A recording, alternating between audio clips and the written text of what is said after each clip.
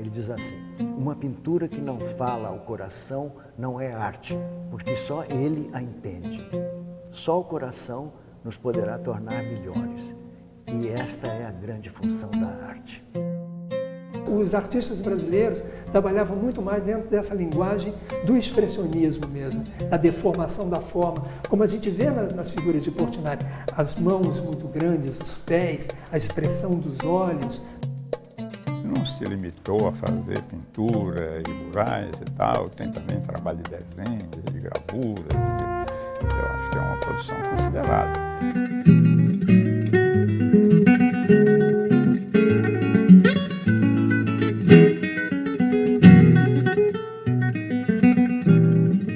Filho de italianos, ele nasceu na pequena Brodowski, uma cidade do interior paulista que vivia do café.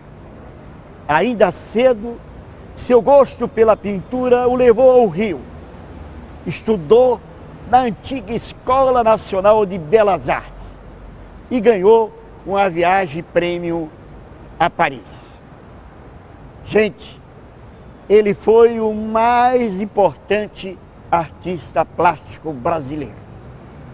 São quase 5.000 obras, entre as quais estes murais de motivos marinhos, aqui no edifício Gustavo Capanema, no Rio de Janeiro, e os murais Guerra e Paz, que ficam na sede da ONU, em Nova York.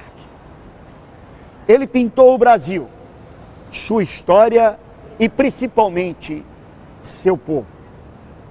Os 50 anos da morte de Cândido Portinari é o tema de hoje do programa De Lá Pra Cá.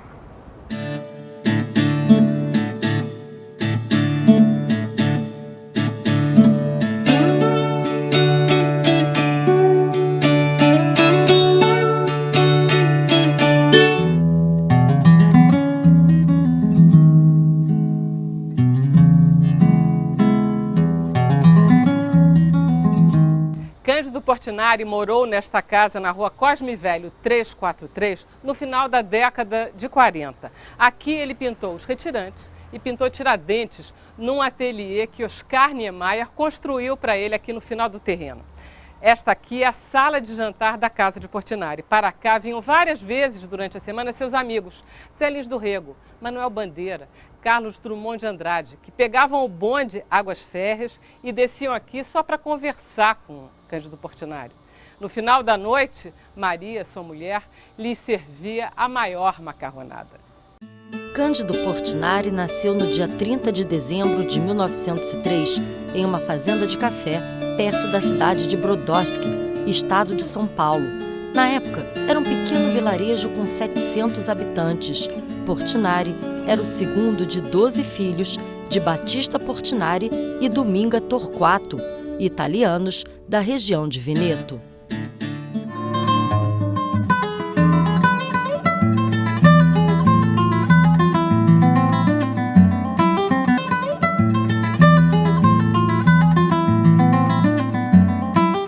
João Cândido Portinari, filho do nosso grande artista, idealizador e diretor do projeto Portinari. Tudo bem? Como vai, Anselmo? Prazer enorme. Muito prazer também. João, conte a história de seu pai ali desde o começo, desde o interior de São Paulo. Então, para começar, nós temos que ir um pouquinho antes, se você me permitir. Claro. Vamos lembrar que, no fins do século XIX, por volta de 1890, entraram mais de 1 milhão de italianos no Brasil, e entre esses, seu Battista e Dona Dominga. Né? Ela chamava-se Domênica, mas foi abrasileirada para Dominga. Seus avós, né? Meus avós. E entraram, chegaram no Porto de Santos, como todos os outros, foram embarcados num trem e foram parar nessa cidadezinha, que não era nem cidade, era um povoadozinho. Me lembro quando eu era criança, tinha 3 ruas, a rua de baixo, a rua do meio e a rua de cima. E nenhuma das 3 calçadas, né? Era aquela poeira vermelha da Alta Mogiana. Então, era praticamente uma parada para o trem pegar café. Né? Então, eles chegam e vão trabalhar como colonos do fazendeiro e plantam café e plantam 12 filhos também. Né? Meu pai foi o segundo filho. Né? Inclusive o Antônio Calado, grande escritor, jornalista, né? Claro. Ele foi muito amigo de meu pai, foi biógrafo, e tem um momento em que ele diz assim, que o Portinari lavrava a sua plantação de quadros como seus pais haviam feito com o café, de sol a sol. Foi em Brodowski que Portinari frequentou a escola primária. Aos 10 anos, fez o retrato do compositor Carlos Gomes, seu primeiro desenho conhecido. O meu avô, o seu Batista, a primeira coisa que ele fez foi criar uma banda de música. Ele tocava aquele instrumento enorme, o bombardino, né? A tuba. E chamou a banda, inclusive, de Carlos Gomes. Sempre que a banda se apresentava, esse desenhozinho estava atrás da banda. Né? Mas o fato é que ele, pequeno, né, com 9 anos de idade, já mostrava uma paixão pelo desenho, uma paixão pela pintura, que começou a se espalhar pela família e além da família. Né? E aí aconteceu também uma coisa que foi muito determinante. Em 1918, passou pelo vilarejo um grupo itinerante de pintores e escultores italianos. Portinari foi chamado como ajudante, cabendo-lhe pintar as estrelas no teto da igreja.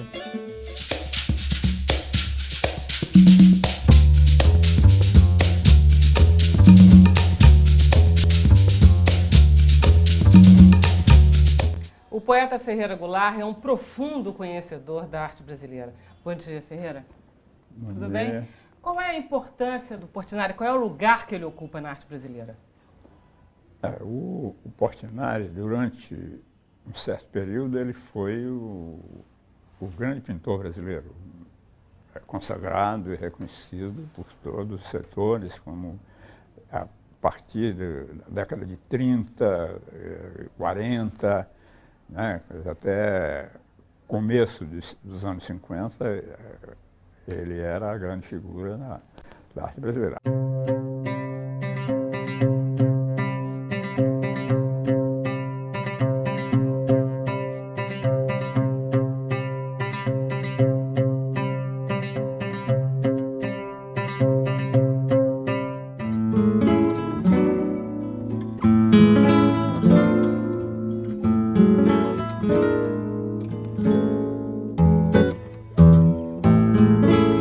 A meu lado, o artista plástico e professor de História da Arte, Hélio Dias Ferreira. Tudo bem, mestre? Tudo bem.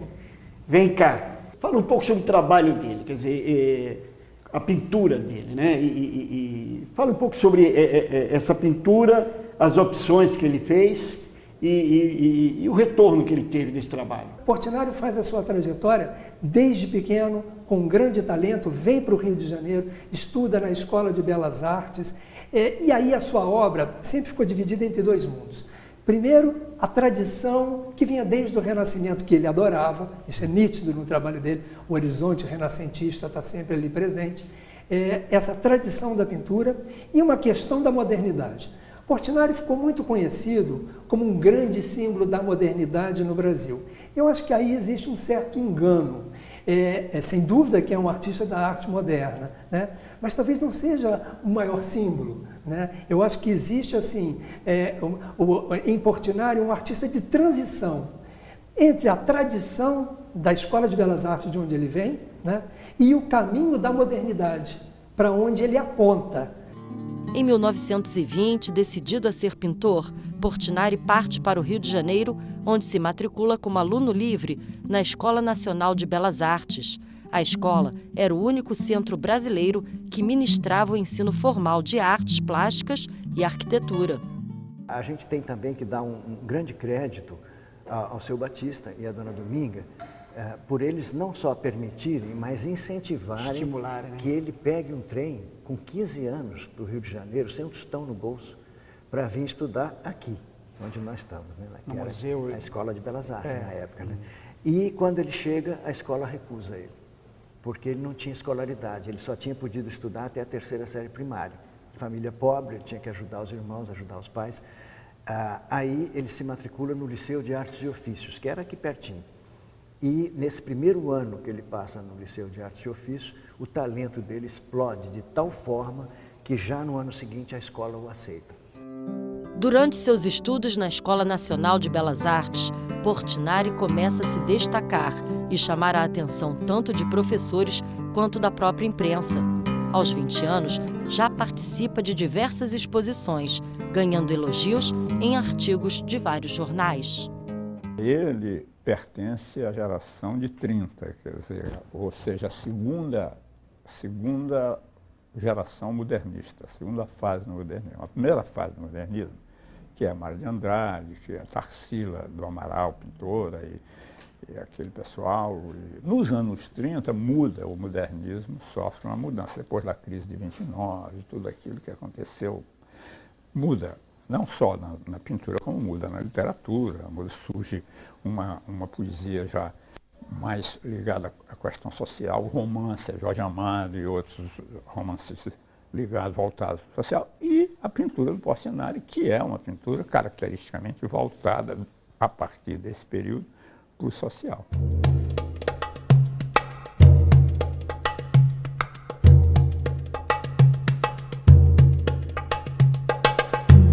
A porta de entrada para a carreira de pintor, né, do jovem estudante de pintura, do aluno aqui da Escola de Belas Artes, era o prêmio de viagem à Europa. Como é que se conseguia esse prêmio de viagem? Todo ano havia o Salão Geral de Belas Artes, promovido pela escola, né, e o salão tinha a premiação máxima, era o prêmio de viagem à Europa. Uma bolsa de estudo. Uma bolsa de estudo. Que era toda a Europa. Aquilo era a entrada. Né? Então, todos os colegas de Portinari lutavam para conseguir isto. Nos anos de 1926 e 1927, ele conseguiu destaque, mas não venceu o concurso. Chegou a afirmar que suas telas com elementos modernistas escandalizaram os juízes do concurso.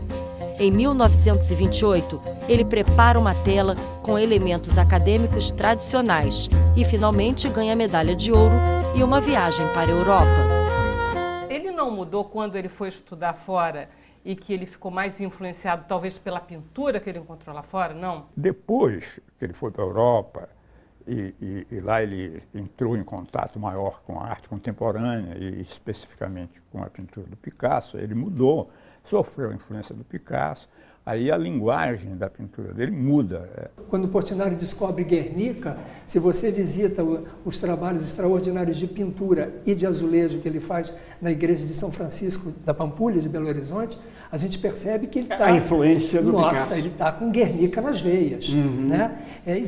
Isso não é imitação, não é disso que a gente está falando. Isso aconteceu em toda a história da arte. O artista que se aproxima do legado de um outro artista. Então isso aconteceu com ele.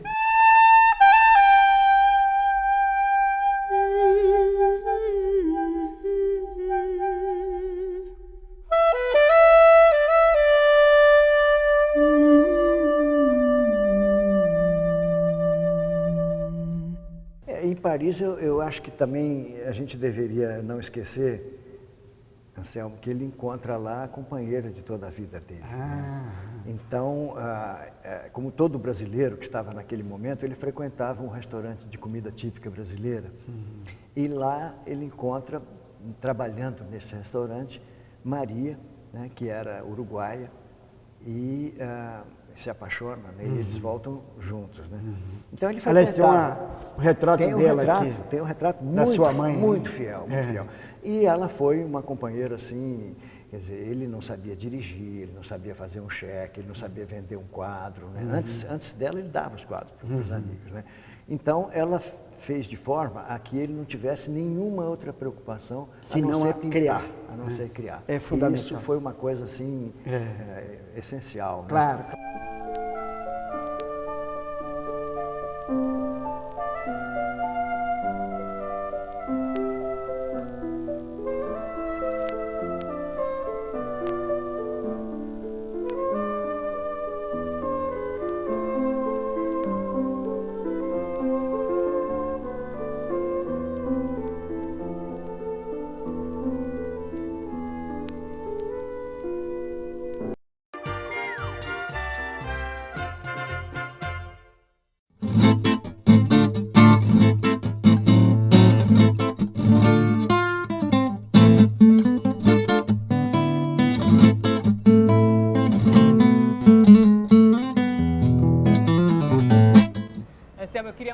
gente viesse aqui.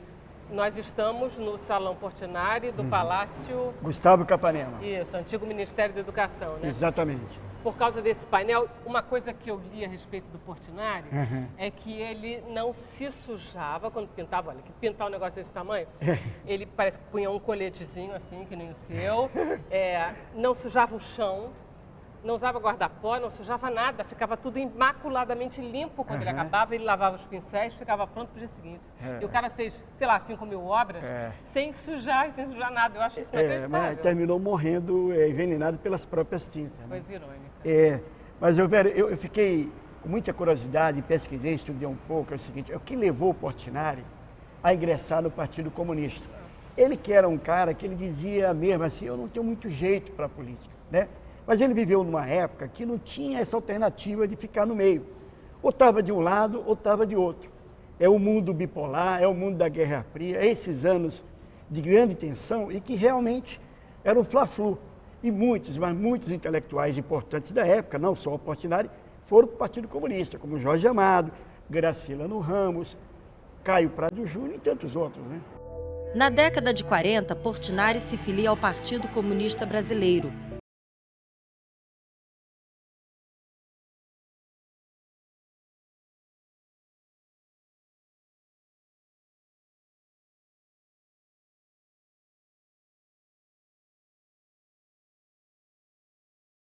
Com o Diego Rivera, com esse lado muralista, sim, ligado? Sim. Aí, essa ligação com o partido. Aí, quer dizer, porque isso é um movimento que se dá, de algum modo, em toda a América Latina. Que a partir dos anos 30 há uma mudança que não fica só no Brasil. Quer dizer, cada país tem uma característica, mas se amplia para toda a América Latina. E no México tem esse caráter com o Diego Rivera, com o Orozco, o caráter muralista e político também. Quer dizer, eles influenciam o Portinari também. O Portinari, não estilisticamente, mas tematicamente. Fale um pouco sobre isso. Ele, enfim, foi do Partido Comunista. Exato, exato. O que existia, não só para Portinari, mas eu acho que para a política do Brasil naquela época, era essa visão talvez um pouco romântica, um pouco utópica do que poderia ser esse Brasil comunista, né? Um Estado político que não só no Brasil, mas em outros lugares, mostrou suas falhas, mas vários artistas acreditavam nisso, e Portinari era um deles, né? Na defesa realmente dos menos favorecidos. Esse trabalho mural tem relação com isso, também, como vários que ele fez, que vai mostrar a produção do suor desse trabalhador brasileiro, né, que são questões que estão relacionadas também à política. O Portinari já não está mais, como eu falei, os anos 30 não está mais ligado a essa coisa nativa, indígena e tal, mas aí adota uma posição social, né, que está especificamente na série dele dos meninos, dos retirantes, que é um tipo de pintura muito dramática, denunciando a fome, a miséria e tal.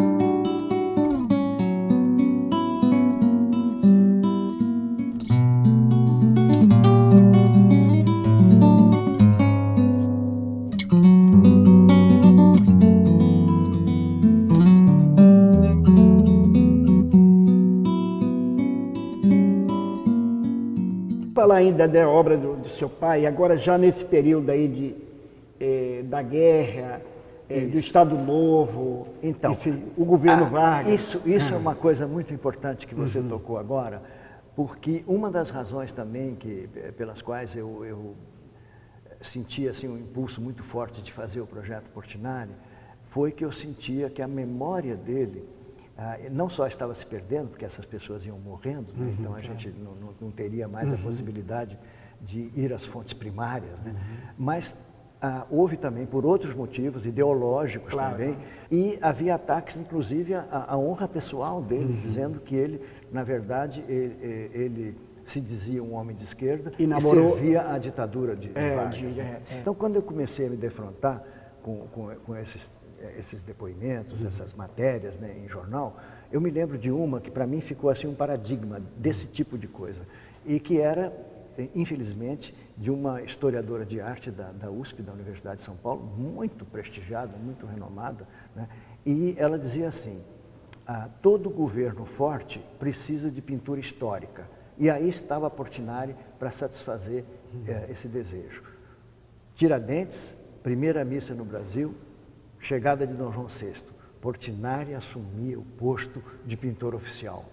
Eu, quando vi isso, mas me deu uma dor no coração grande, porque eu aí, inclusive, como eu estava começando a fazer palestras para estudantes pelo Brasil inteiro, eu fiz um slide com esse depoimento dessa pessoa, e logo a seguir eu fiz um outro slide em que eu dizia, olha, é necessário retificar que o Tiradentes foi feito em 49, não tem nada a ver com o Estado Novo, e não foi uma encomenda oficial, foi uma encomenda de um colégio particular de Cataguases.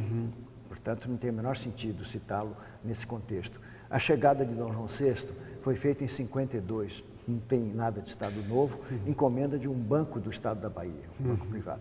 E aí eu dizia, e a primeira missa no Brasil é um caso ainda mais esdrúxulo, porque ele faz a primeira missa no Brasil quando nós estamos exilados no Uruguai, em 48, por ele ser comunista. Em 1939, Portinari expõe 3 telas no Pavilhão Brasil da Feira Mundial em Nova York. Os quadros chamam a atenção de Alfred Barr, diretor-geral do Museu de Arte Moderna de Nova York. O interesse pelo trabalho do artista brasileiro faz Barr preparar uma exposição individual para Portinari em plena Nova York.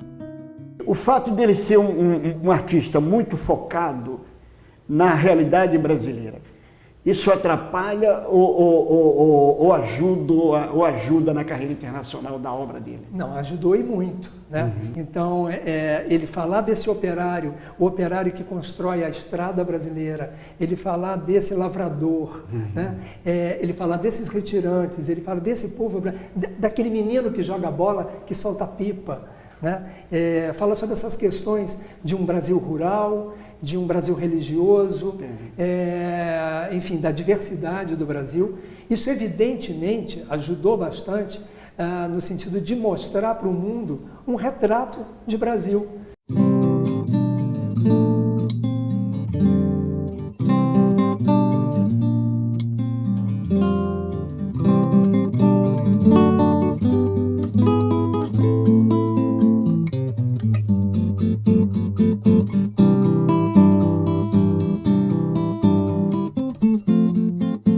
Relação com a cor, que é algo impressionante, né? Ele morreu por conta da cor, ele morreu intoxicado pelo chumbo, por conta das tintas, né? Então, um artista que passeou, sobretudo pelas questões do expressionismo, um artista que mostrou questões de Brasil, questões de religiosidade, ele tem fases que são dedicadas a cenas religiosas, né? E sem esquecer, por exemplo, do grande legado de Portinari, que é o painel Guerra e Paz da ONU.